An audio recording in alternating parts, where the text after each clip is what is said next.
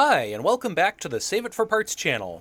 Today I'm visiting Sandland, a rural property that one of my friends bought several years ago. The main purpose of this property is the maze of underground sandstone tunnels that my friend is digging. Now, he doesn't do a whole lot with the surface part of this property, so he lets us put other things on there like monorail trains and tree houses and gardens and all sorts of silly projects. So today I want to do just a quick video tour of Sandland and show everyone what this place looks like. I've showed off the monorail train in a few previous videos, but just as a brief introduction, we picked up this 6-car monorail train from the Minnesota Zoo when they were getting rid of it, and we moved it out here 1 car at a time and placed them all in a line to make a train. It's a nice place to hang out in the summer, and it makes kind of a cool little cabin.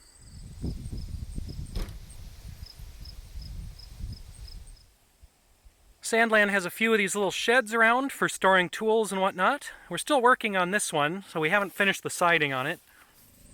With a rural property like this, there's always a lot of chores and projects and maintenance tasks to do. So it's an ongoing group effort among a lot of volunteers to keep the place looking nice. Trail maintenance is one of our ongoing tasks.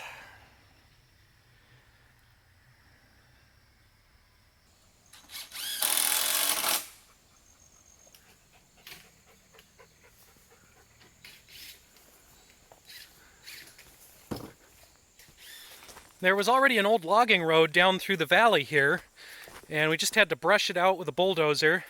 It's not great for cars, but it's good enough to walk up and down, and it works okay to haul sand out of here. So the geology of this area is why it was chosen to have the Sandland tunnels. There's a layer of hard limestone, which is the first level of bedrock, and then as you descend this valley, you encounter soft Jordan sandstone underneath the limestone layer. Here's an outcropping of the Jordan sandstone. The value of this sandstone is that it's very soft, and so it's easy to carve and dig out tunnels, but it's naturally self-supporting. There are artificial tunnels in this sandstone that are hundreds of years old, that have been used for everything from brewery caves, to mushroom caves, to all sorts of things. There are also natural caves in this formation that are even older. So here's what you'd call the mining camp of Sandland. We've got a shed. We've got an aerial tramway, and up there on the hillside you can see the tunnel at it. There's also the original tunnel entrance down here, and these two entrances connect underground through a maze of tunnels inside the hillside.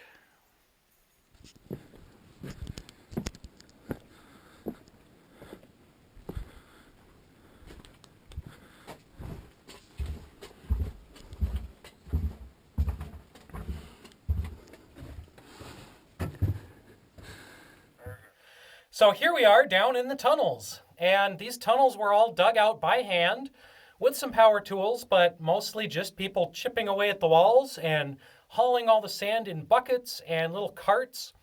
And eventually we had a maze of tunnels. And then we've since expanded into some larger tunnels, some things like the donut room, which is a big circular room where you can walk around in circles and get really lost.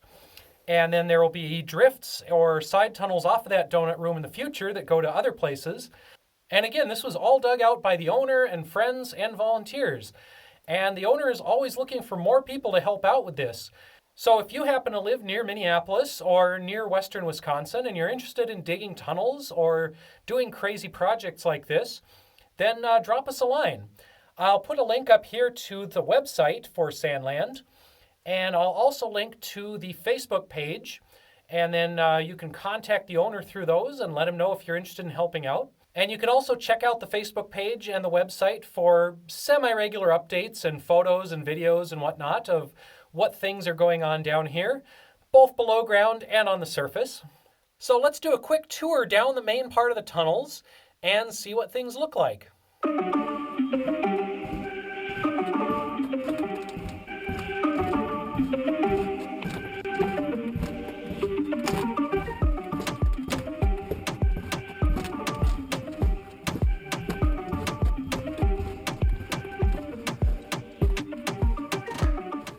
It's okay, Grace. Hi.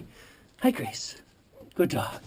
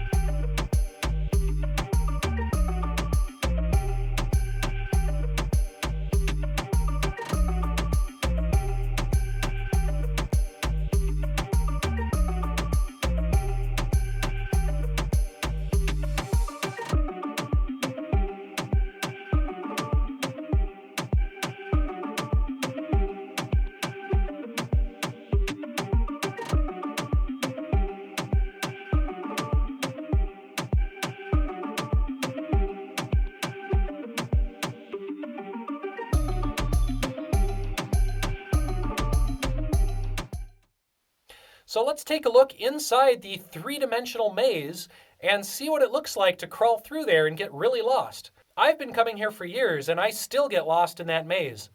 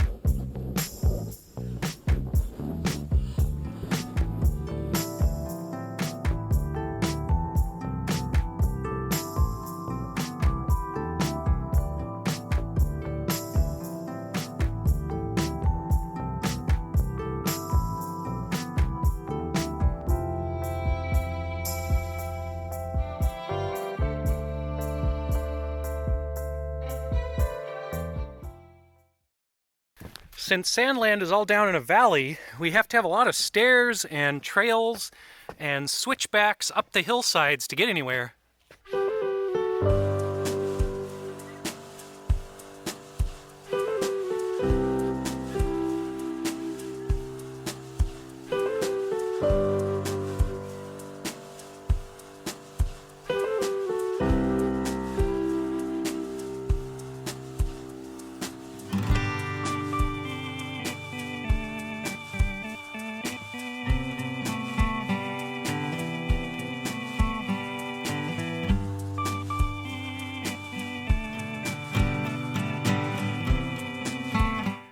I've been calling this structure the dance floor, but the people who built it are intending to use it for camping.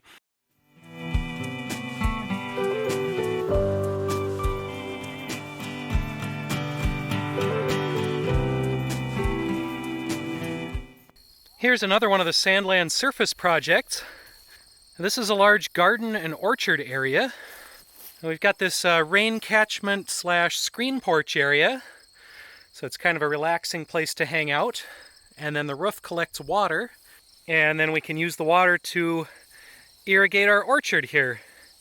Orchard is a little overgrown at the moment, so that's another project we need to do. Let's clear this out a little bit.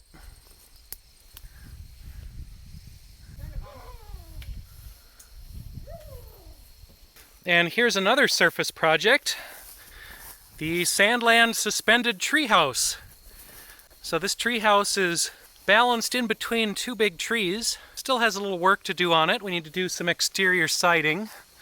Then the treehouse is at the top of the bluff. So this cable here is our zip line that goes off over the valley. It's also a little overgrown at the moment. We need to brush that out so we can ride it again. But I've ridden this zip line and it's pretty fun. So the treehouse here is something that Carl's been working on. He's another one of our volunteers and a friend of mine. And so he's been doing this little hangout spot, which is looking pretty cool. We do still have a lot of things to finish, and we have a lot of things on our to-do list out here. But every time we get out here, we improve the place a little more.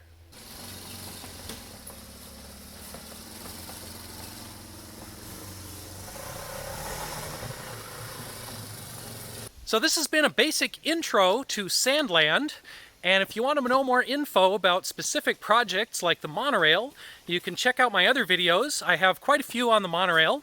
And if you want to know more about the tunneling project or other projects we have going on around here, you can check out the owner's website at tunnelcity.com or the Sandland Facebook page, and I will put a link to that page up here. I will also put a link in the video description.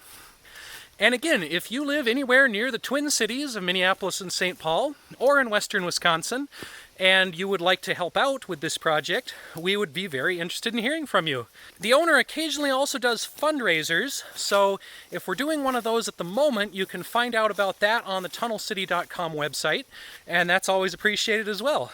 And of course, as always, I would appreciate it if you would subscribe and like and do all the usual YouTube stuff on my channel. And I will continue doing videos on my own projects, and I'll try to keep doing some updates on Sandland projects as well as I have time. So stay tuned for those, and thanks for watching.